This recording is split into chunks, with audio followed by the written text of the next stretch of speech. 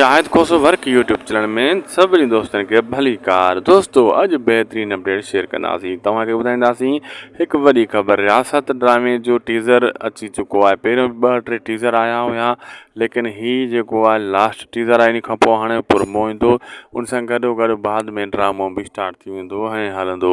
ऐं पंहिंजा बि ड्रामे जी बि अॼु तव्हांखे ख़बर ॾियण वारा आहियूं। सभिनी दोस्तनि खे इहो चवंदुसि त अॼु इन ख़ुशख़बरी में असांजे यूट्यूब चैनल शाहिद कोसो वर्क खे ज़रूरु सब्सक्राइब लाइक शेयर करे छॾींदा। ही तव्हांजो पंहिंजो चैनल आहे। हलूं था अॼु जी अपडेट जी तरफ़।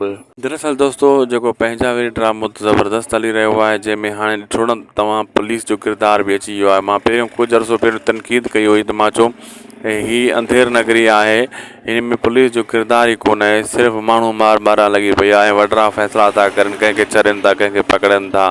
ऐं हाणे वरी इहा जेको आहे न इन्हनि पुलिस जो किरदार बि आंदो आहे ड्रामे में, थोरो उनखे वधाइण जे चकर में ऐं ॾेखारण जे चकर में।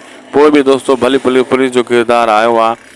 असांजा ही ड्रामा 50 साल पोयां हलनि था, छो त अञा त इहो पुराणे दौर जा जेका साए कलर जा रुमाल हूंदा अञा जी हर कंहिंजी ॻिची में विधा पिया आहिनि, त उन में को तब्दीली न आहे। बहरहाल तव्हांखे छा थो लॻे कमेंट सेक्शन में पंहिंजी क़ीमती राय खां असांखे ज़रूरु आगाह कंदा, छो तव्हांजा कमेंट असां पढ़ंदा आहियूं ऐं उन ते अमल बि कंदा आहियूं ऐं जवाब बि ॾींदा आहियूं। वीडियो सुठी लॻी त शाहिद कोसो वर्क यूट्यूब चैनल खे बि ज़रूरु सब्सक्राइब लाइक शेयर करे छॾींदा।